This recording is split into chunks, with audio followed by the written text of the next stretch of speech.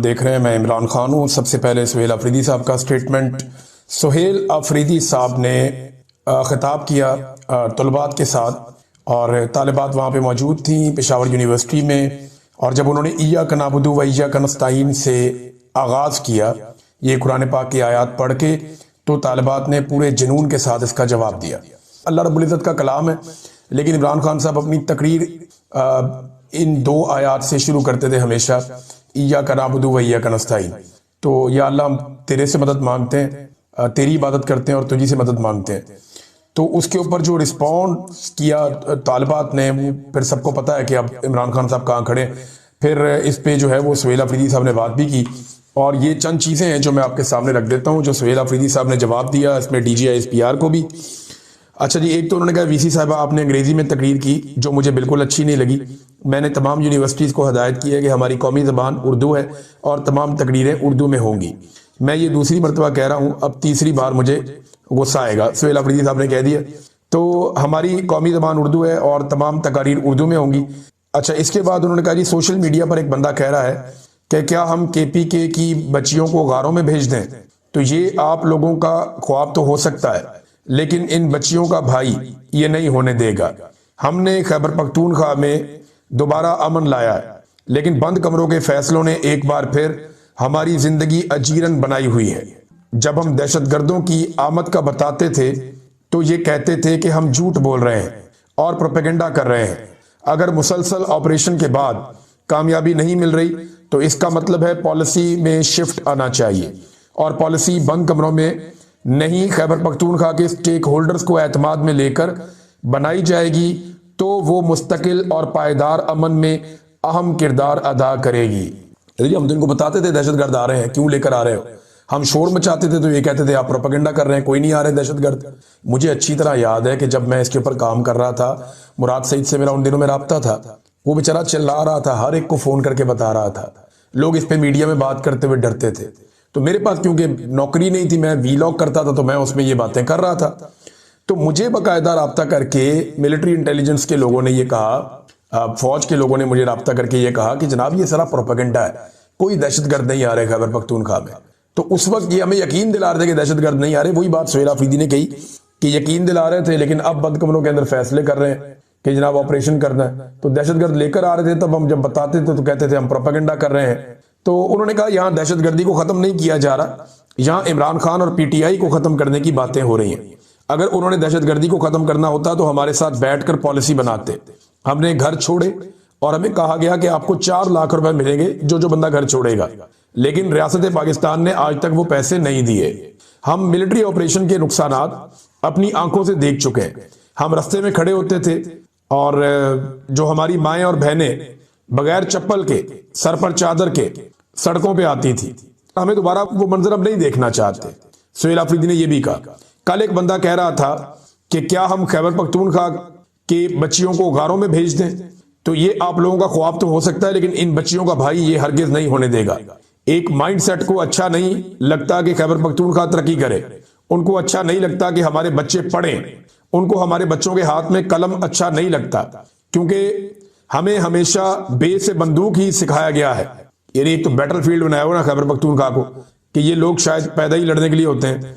मुझे अच्छी तरह याद है, हम स्कूल में पढ़ते थे तो हमें जब पढ़ाया गया जनाब कि ये बलूच कौम है, ये पश्तून कौम है, तो हमें बताया गया जनाब कि जो बलूच और पश्तून है ना, ये बहुत लड़ाके लोग हैं। नसाब के अंदर बाकायदा पढ़ाया जाता था कि जब मेरा बेटा जवां होगा तो कंधे पे बंदूक रख के रवां होगा। ये इस किस्म की चीजें हमें स्कूल में पढ़ाई जाती थी। हमारे दिमागों में ये घुसा दिया गया कि ये लोग पैदा ही हुए बेचारे लड़ने के लिए।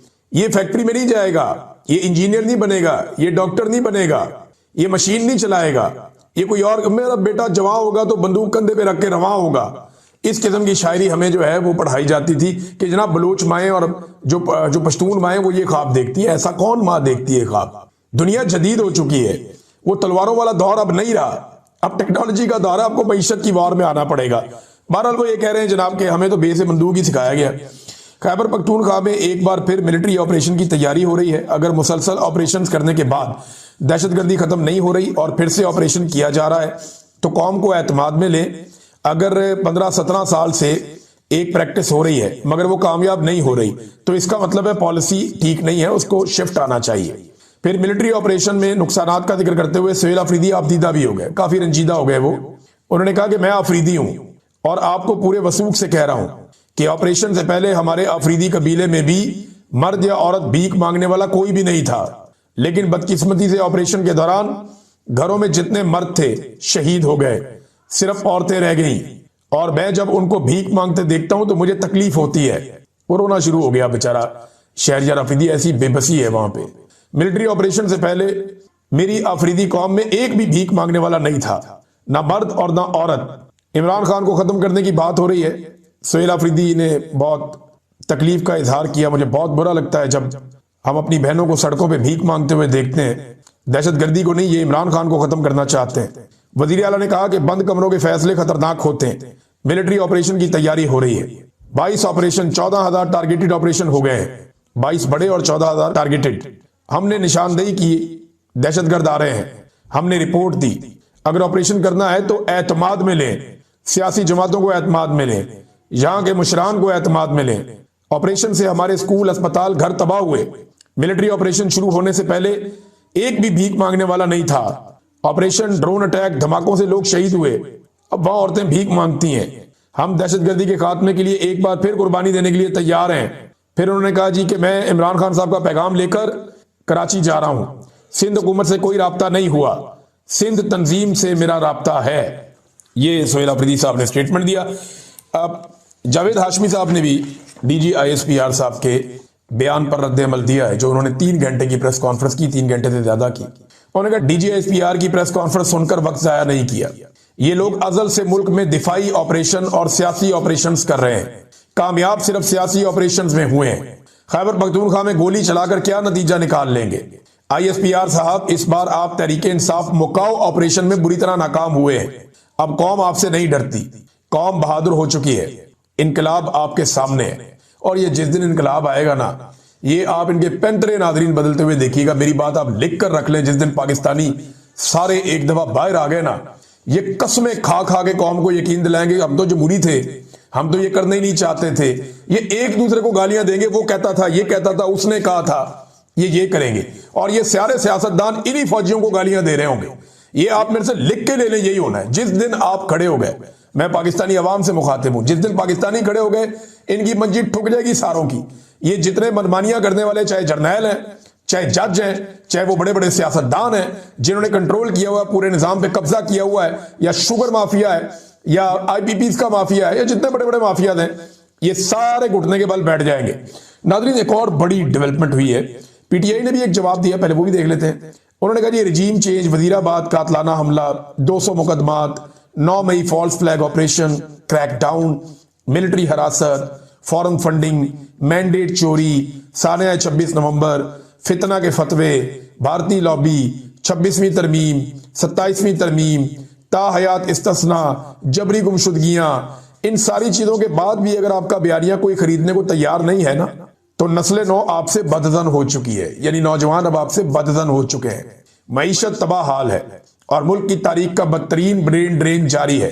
तो अब तहरीके इंसाफ के खिलाफ नया मंजन लेकर आ गए हैं कि दहशतगर्दी के पीछे तहरीके इंसाफ है। आइंस्टाइन ने इसी पागलपन पर कहा था कि बार बार एक ही तजर्बा इस उम्मीद पर किया जाए कि इस बार इससे मुख्तलिफ नतीजा निकलेगा, ये कैसे हो सकता है? यानी आप जितनी दफा नादरीन सोडियम क्लोराइड को इकट्ठा करेंगे, सोडियम और क्लोराइड को, एक ही नतीजा निकलेगा। जितनी दफा आप H2 और O को इकट्ठा करेंगे, एक ही नतीजा निकलेगा।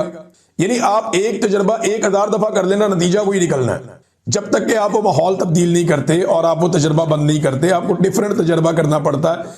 तो अब ये पाकिस्तान में ना 78 साल से ये मिलिट्री एस्टेब्लिशमेंट एक ही तजर्बा कर रही है, लेकिन इस मरतबा इनको मुख्तलिफ लोग मिले हैं जिन्हें मैं कहता हूं टक्कर के लोग। ये ईमान मदारी उनमें से एक।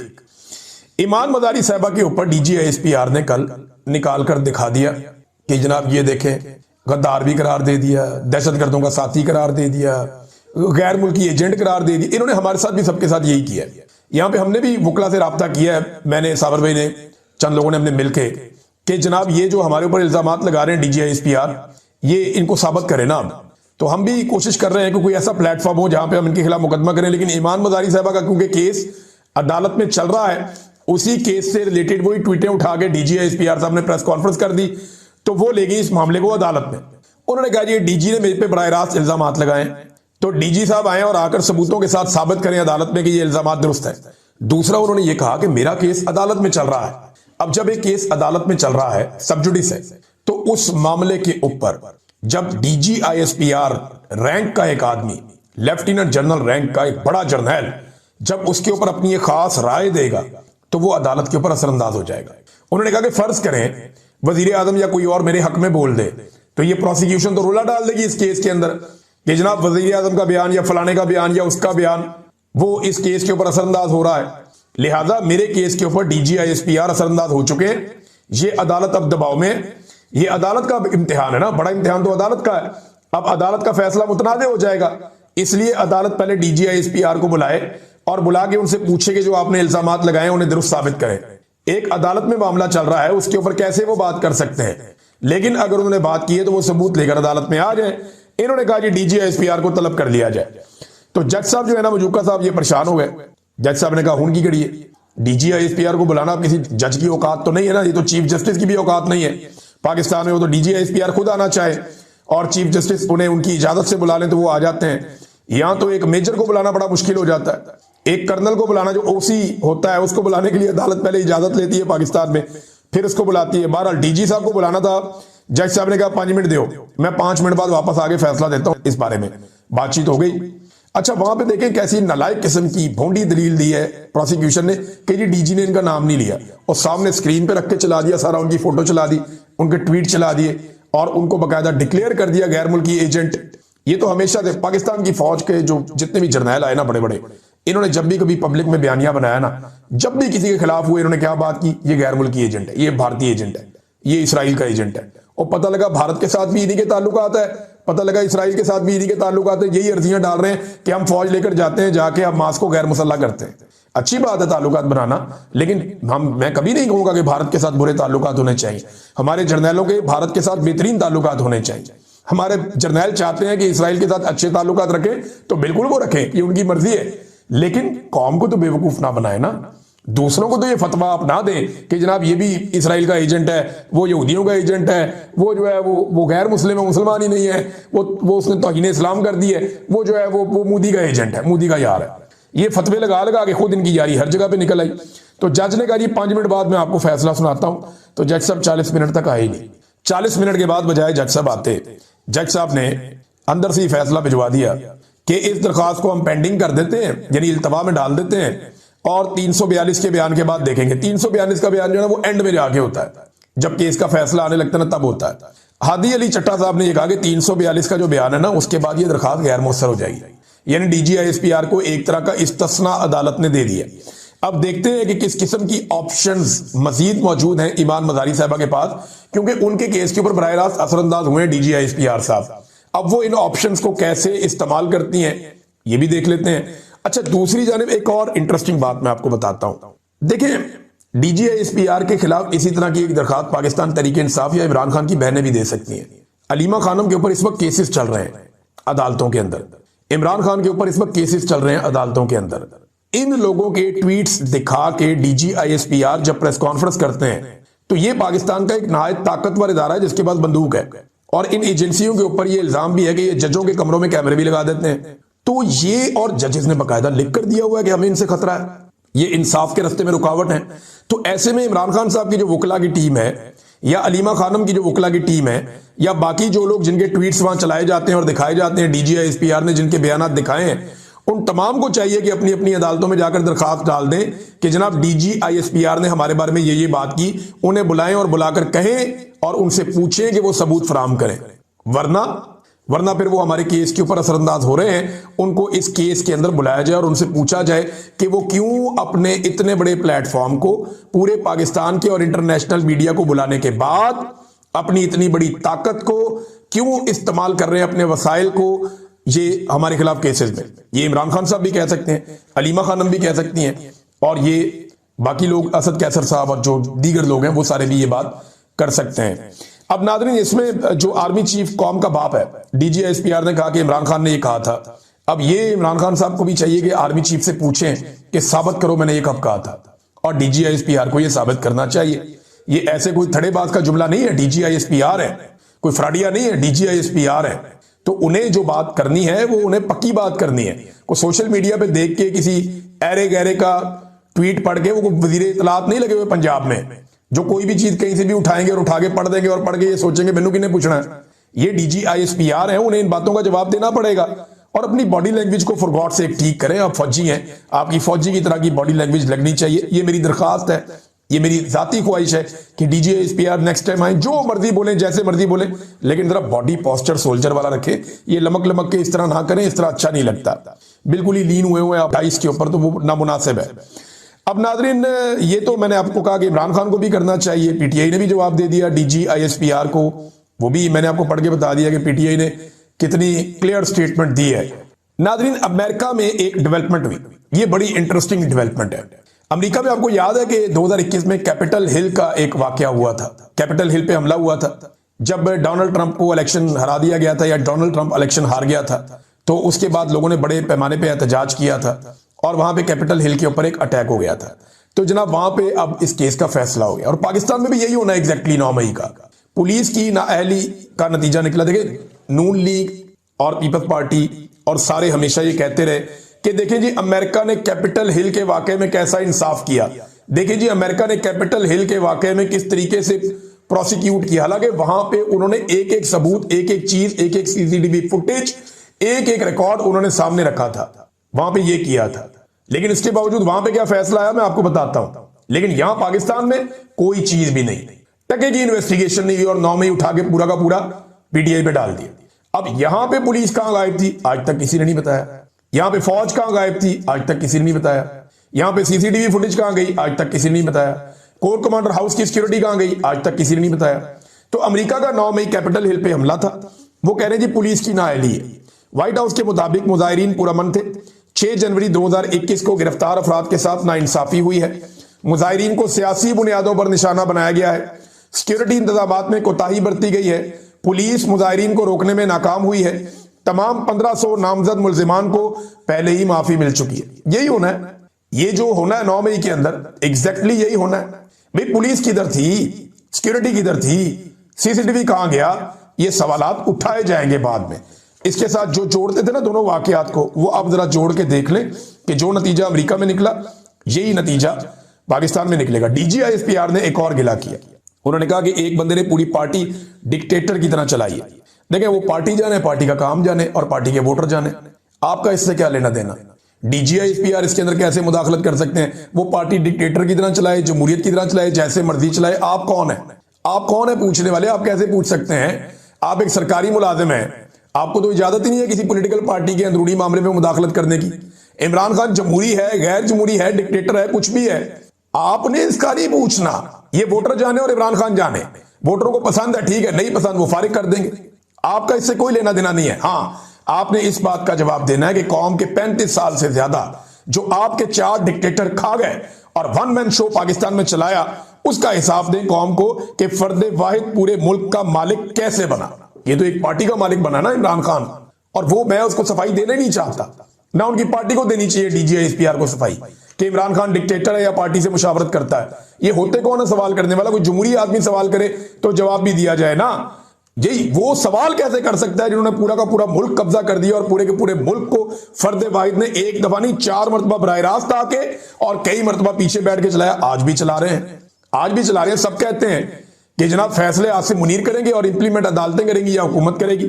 फैसले उन्हीं के होंगे और फैसले आप देखें किस तरह के हो रहे हैं। पूरा इस्लामाबाद गंजा करके रख दिया।